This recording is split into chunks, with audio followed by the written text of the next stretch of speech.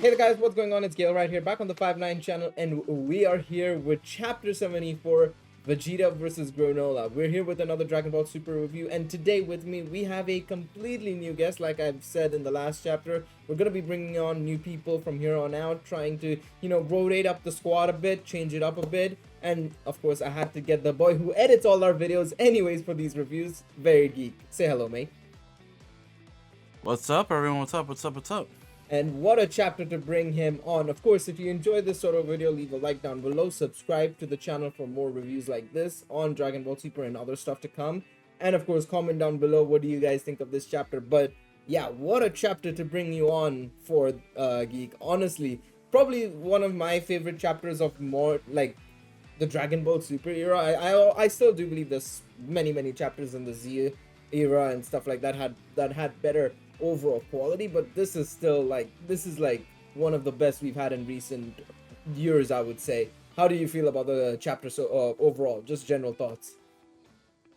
Overall, it was really good. Overall, it was a fighting chapter, but I mean that's like most of Dragon Ball in general at the moment, right? So, nothing like new in terms of that. The paneling was great. It was finally cool to get a Vegeta like focused chapter that didn't result in him getting washed. So, it was cool to get like a full, like, especially because it's a monthly chapter, like a full like 46 pages of just Vegeta being like really cool. So Yeah. I dig the chapter a lot. Yeah, I also do feel like I do agree with you. It was very focused on fighting. The last chapter was also technically focused on fighting, but we did have some that switched to like Vegeta's talking, to himself, being like, "Oh, this is this. I'm Detective Vegeta," basically trying to figure out what's happened and who's Granolah, basically, right? Whereas this chapter was just basically Vegeta and Granola's dialogue, because Goku was out of commission for most of this chapter. He obviously did come back up later in the chapter, which we'll talk about in a second. But yeah, I agree with you. The chapter was very focused on fighting, but I will admit, this is probably some of the best dialogue Vegeta's had in a long time, right? Like kind of confident in himself, but he is also being smart. He's pinpointing Granola's weaknesses, even though he's technically losing the fight. He's still being able to pinpoint Granola's weakness. He's tapping into, Granola's more angrier side, I suppose, as well. Even at the start with the whole discussion of like, "Oh, I don't work for Frieza, bro." Like, you need to listen to me. I mean, that's tough, but I don't listen. I don't care about Frieza anymore, bro. And he said, like, I was just a child when this planet was invaded. It's not my job to, take the sins of my father, I suppose is the best way to put it, right? Kind of thing. Essentially, yeah. Like it's not his he was like, how, like, why are you blaming us and trying to kill us when we literally had nothing to do with that? Yeah. Like I was a kid. Like Goku probably yeah. wasn't even born, so Yeah. Yeah, it's just like, bro, you're just blaming the people who didn't even take part in it, kind of thing, right? And of course, after that, it was just like you said, pure fighting chapter. Like, if you, we'll probably put some of the panels up on screen right now for you guys to see, obviously. But beautiful paneling. I mean, I said this in the last review as well. I think Toyotaro's massively improved over time, and these last two chapters, this one and chapter 73, beautiful paneling from him, man. Very good. Improved quite a bit. The funny thing I would say during this chapter, this was probably my funniest moment, is when Granolah literally goes out and calls out Oatmeal and starts saying aim assist, and I'm just there like, bro, you boasted about being like a pro sniper for the last 2 to 3 chapters, and how is it that you need aim assist out of all things, you goddamn noob? Like, bro, I was just like, what? Where does aim assist come from? yeah, he was just like, hey man, I need. Yeah, it was funny, like you said, because he's boasting the entire time, like, "Oh yeah, we're snipers, like we got pinpoint accuracy, this and that, we like never miss and whatever." Yeah. And he's just like, "Aim assist on," like like it's a Call of Duty setting, bro. Like It's crazy, it's man. I will say though, the one thing I really do love, and I hope this is the reason why I'm really hoping the Granolah arc gets animated. Obviously, we're going to be getting some Dragon Ball movie news in about 2 days' time, of course, which I'm very excited about. But this is one of the reasons I'm really hoping the Moro arc and then now Granolah's arc gets animated. Because if you look at the panel right after it, or the panels are right after him calling out for aim assist, this is probably one of the coolest moves I've seen in Dragon Ball in quite a few months or years even, is him basically generating a bow and arrow with his ki, which looked sick, I must admit. I'm really looking forward to seeing that animated, because I think that'll look sick. How do you... it's one of the more unique things we've seen, right, Geek? Yeah, I agree. Yeah, because, like, I didn't even notice until you mentioned it now. Like, I didn't notice that he made, like, a bow and arrow. I thought he was just, like, doing another, like, ki blast. But, but yeah, it makes sense. Like, he was waiting for, like, Oatmeal to give him, like, for him to, like, you know, have a concrete shot. So, yeah, the bow and arrow stuff was really cool, too. I want to mention, too, another move he did. Like, he flaunted before that a very similar destruction technique to, like show off to Vegeta when he, like, levitated the rock behind Vegeta and blew it up. And I thought that was really cool because it was, like, him taunting Vegeta, but also, like, it was out of nowhere, so it just caught him, like, from behind. So, like, Vegeta just got, like, the draft from that explosion, just kind of went forward. So I think that was a really cool move too. Yeah, that also kind of reminded me, you know, we've seen Frieza do something similar as well. It reminded me of a bit of Frieza as well, the move you just mentioned as well. Kind of Frieza-esque, that one. Of course. Oh yeah, the, like, telekinesis. Yeah, exactly. Kind of telekinesis-esque. So that was great. And then, of course, like we mentioned, you know, a little bit more dialogue between Granolah and Vegeta. You know, pretty much back and forth again, like, oh, you know, I'm the strongest in the universe, and Vegeta's like, I don't know about that one, Chief. You're just chatting a lot of honk, basically, and it's like, yeah, stop yammering and keep fighting Mr. Strongest. I really like this Vegeta. He does seem a lot he is his confident self, but at the same time he's a bit kind of smart-assy about it, which I've not seen. Vegeta's been cocky, but he's never been I've never felt he's been a proper smart-ass like he has been in this chapter, I feel. I don't know if it's just me, but it just feels a bit different to the usual cocky Vegeta, I should say. Yeah, I agree, because, like, most of the time, like you said, he's, like, very cocky and, like, and usually it's overconfidence, but I think part of it has to do, because it reminds me a lot when he fought Kabe in the Universe 6 tournament. I think part of me, like, wants to believe that he's kind of pushing his buttons on purpose, because, like you said, he's talking an awful, like, lot of shit for Vegeta, like, even more so than usual. Yeah. And but one thing I thought was really... So the funny thing was he's losing, yeah. For the majority of the fight, he was, like, losing. He was just like, yeah, I'm losing, but you're just being a dickhead about it, kind of thing. Yeah, which leads into the next point I was gonna have. I have this that he was saying, like, something. My favorite line in this chapter was, "Oh, so you're the strongest, but you gotta remember." It was something along the lines of, like, they gotta remember that being the strongest is also just really relative to the point in time that he wished that, right? Yep. So I really like that piece of dialogue, because that is just showing, like, Vegeta's just getting stronger as they're fighting, which he did mention. He's like, I'm stronger than I was, like, 4 minutes ago, whatever he said. The funny thing about this is I've been saying there's so many parallels between this arc and the Broly arc in the last couple of reviews. That's another thing. Remember in the movie he literally said he's getting stronger as he fights. It's the same situation here where Vegeta's just like, I'm getting stronger as I'm fighting. I'm literally stronger than I was a few minutes ago. I would say obviously Goku comes back up, and Vegeta, which we will talk about in a second, obviously Goku was out of commission. I'm surprised that he was shocked that Vegeta joined the fight, considering, I mean, Vegeta was the only one left for him to fight. So I was like, why are you surprised, Goku? But, you know, that's Goku in a nutshell. Yeah, that was weird. I was like, well, I was literally like, Goku, like, you guys always do this. You fight, either one of you loses, and then the other one tags in. Yeah. I don't know if you know what it might be is that, I don't know, is this maybe just to explain the next chapter, but the way I kind of interpreted it was that maybe Goku thought, again, because Goku is overconfident himself, right? We've seen that, like, time and time again. Maybe he thought, like, his mastered Ultra Instinct wasn't enough, so, you know, Vegeta doesn't even have a chance. But it's like, maybe. I don't know. But yeah, it was weird that he was just like, he joined the fight. I was like, yeah, like, what was he gonna do? This is Vegeta we're talking about as well, mind you. This is literally Vegeta who will get into any fight he can, pretty much, you know. the one thing I will also say, because we kind of skipped quite a bit when you jumped to that line you specifically mentioned, which I really loved as well. I Oh, agree my that bad. it's one Yeah. of no, you good, you good. I like I said, I think the dialogue in this is 10 out of 10, and I have to refer to another one. Is when he kind of taunts Granolah into, well, he didn't really taunt him into destroying the ruins, but he basically was like, you see those ruins you just destroyed? You just destroyed your own memories, bro. And it's like, you're a dead man. And the one thing I really liked is Vegeta was, like I said at the earlier on, he was like pinpointing Granolah, like he was trying to prickle Granolah like with a pin with everything he said. The destruction of the ruins.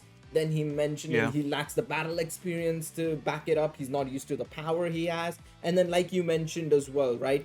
With the whole fact about, oh, yeah, Granolah, you made yourself the strongest, but it's never set in stone. And this is what I mentioned as well. Is like, yeah, Granolah got the wish to become the strongest, but how do we not know that Vegeta and Goku in that time during their training, when the whole situation was building up, we don't know if Vegeta and Goku became stronger than what Granolah had wished for at the time, right? Like, how much stronger did they Yeah. become over time, right?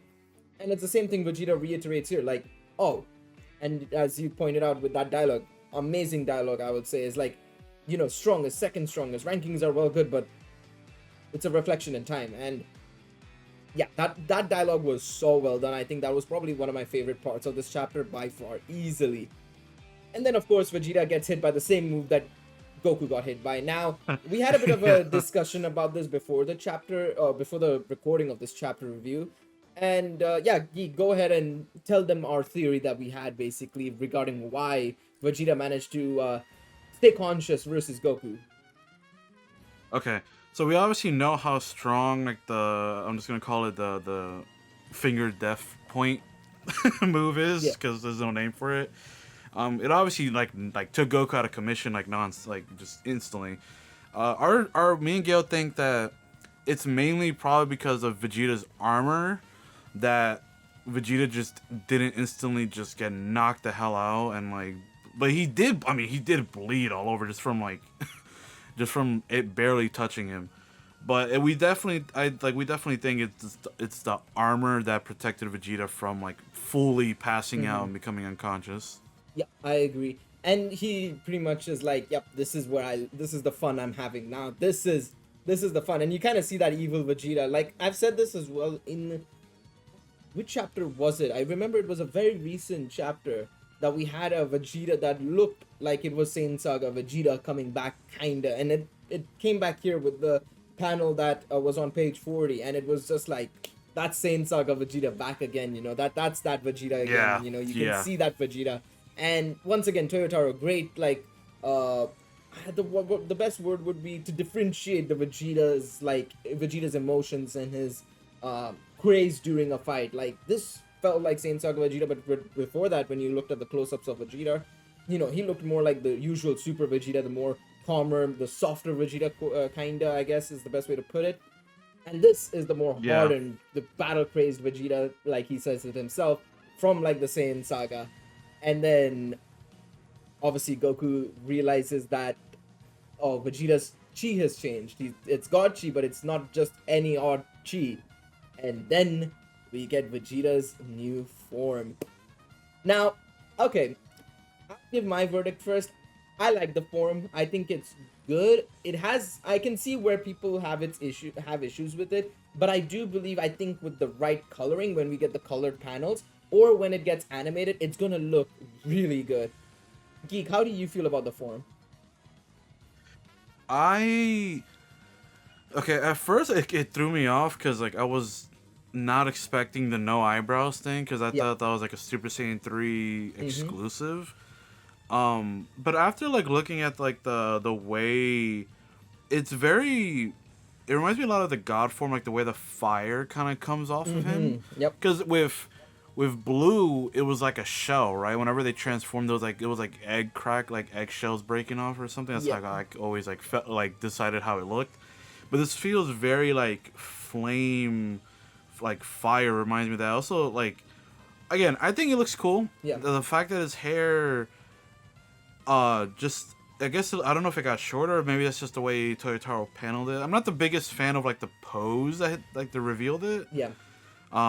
because like it does, It like some of the proportions look a little weird, but Yeah, I I like think the form think a lot. I think they tried going for that similar kind of pose as to when he got Super Vegeta for the first time. Remember him like hulking over kind of thing? Kind of. Oh yeah, yeah, yeah. I think they True. tried Yeah. going for that similar hulking look over, showing that, I guess, dominance and power, I suppose. The one thing I will say, and I really hope the case is this, Beerus's Sphere of Destructions, the flame, right? Yeah, yeah. The bright red flame. Like I guess the best example for Dokkan players would be if Beerus's active skill, the flames around behind him, when he's gaining power. I really hope Vegeta's like the flames around him is that color. I think that would look super cool. And then of course having the purple hair, maybe I guess. What hair do you think? Purple? I mean, it's really dark, so it could still be red because Mm-hmm. obviously, like, whenever it's like a light color, it's obviously white in the manga. Yep. But I mean, the dark black color could be like, red. But I mean, if it's similar to Topo's thing, then I'm thinking maybe it can be, like, kind of like his hue, like purplish Yeah. and little, like, maybe like slightly red, but like. I don't know. We'll have to see, but I am thinking maybe like purple and black would be cool. I Yeah. think purple and black would look sick. It would harken back to the OG Vegetas of like the older games where they'd color his hair like purple or brown in the games, and it would be like super weird to look at compared to like pure Oh black, yeah. pure black haired Vegeta, right?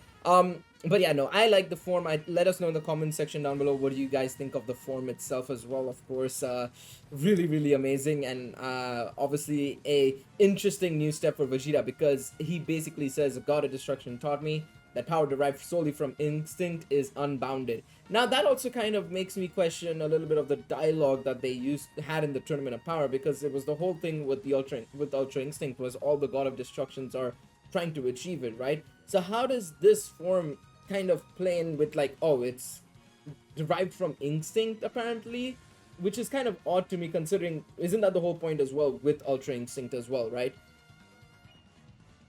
Yeah, like I it's kind of a weird like piece of dialogue is it's so it's like a like it's derived from Ultra Instinct. I'm assuming is that what that piece of dialogue is trying to say? It might Like be, yeah. their own version of it, Hmm. like the Gods of Destruction's version of like something they can't achieve at the moment. Maybe it's But kind of like the it's step to achieving that Ultra Instinct form, but that's still so weird that I guess it's because obviously the one reason why we saw Goku, I mean, because I was just gonna say, like, how did Goku lose then if this form is derived from it? But what if Goku's Ultra Instinct is just not, like, refined at all, right? That's the whole point. That was the whole reason why he was training with Beast. Still, like, he's like, you're using it as a transformation. That's wrong. That's not how you're supposed to use it, kind of thing, right? So, yeah, it's gonna be very interesting to see how exactly maybe we've interpreted it kind of wrong. Obviously, we still have yet to probably discover more of what exactly this form will be in the next chapter, which is coming out on August 18th, as the panel suggests. Um, but yeah, it's a good form. I think we need to learn more about it, which I'm very curious about. But overall, I enjoyed this chapter. I think, as I said, it was probably one of the better chapters in modern Dragon Ball. I loved it. The dialogue was pretty much 10 out of 10 from Vegeta. I mean, it's as much as I'm not like Vegeta's biggest fan, I'm not gonna front. Like, I always find a lot of humor in seeing people despair over Vegeta's L's again and again and again. At the same time, I do appreciate it when he can actually show up and show off. And today was that day, pretty much. This was a really good showing from Vegeta. What do you think, Geek? How do you feel about this chapter? Final thoughts, mate. Yeah, final thoughts. Overall, really cool fighting chapter. Like you said, I'm more of a Gohan fanboy, so I'm starving more than Vegeta fanboys, to be honest. But um, like I said, I agree with you. Like, I do find it funny when Vegeta's just like, yeah, I'm gonna take you down, does the point, and then like he fights, and then he just gets like, what is this power, and he just gets washed. So, but it is really cool seeing Vegeta take a dub. The new form is really cool. Again, maybe we did misinterpret it. Maybe Vegeta's just doing a quote, like just talking smack, like I don't know, like a one-liner to like end the chapter. But I don't know, because he's known for like having like little quotes like that. But I guess he'll elaborate next chapter, because again, none of us know. It's literally the final page of the chapter, so we don't have any idea what this form can do. like what his abilities are. So it leaves it up for interpretation. But overall, he looks really cool. And yeah, the chapter itself was really cool. I love the dialogue from Vegeta. Again, I do think he's like taunting him on purpose, because it doesn't seem very Vegeta. Like I know he talks a lot of smack, but it looks very different. It sounds very different than he's acting very different than what I'm used to. It's very Kabe-esque when you try to get him to go Super Saiyan. So, Yeah. but yeah, really good chapter. Really good chapter. No, definitely. Yeah, let us know again in the comment section, like, how do you feel about Vegeta's form and everything. Like we said, this is probably something we've been looking forward to for a very long time. You know, the God of Destruction Vegeta, ever since he's been learning under Beerus, right? Which, to be fair, has only been like 4 or 5 chapters, to be fair. But still, we've been looking forward to it nonetheless, alright? But yeah, I'm looking forward to seeing, when it starts coming. Again, we need to see it animated because, up until then, we're not gonna probably see it at all. Maybe in Dragon Ball Heroes there is a chance we could see it there, but until then we need to get it animated to see it in like games and other sources of media, right? But yeah, overall still great chapter. Again, let us know in the comment section down below about your thoughts, and yeah, leave a like if you enjoyed this video, subscribe if you want to see more of these Dragon Ball Super chapter reviews as well as just Dragon Ball news overall. Thank you, Geek, for joining me. Pleasure to have you on as always. No problem. Yeah. Once again, thank you guys so much for watching, and we will see you guys in the next one. Take it easy, everybody. Peace.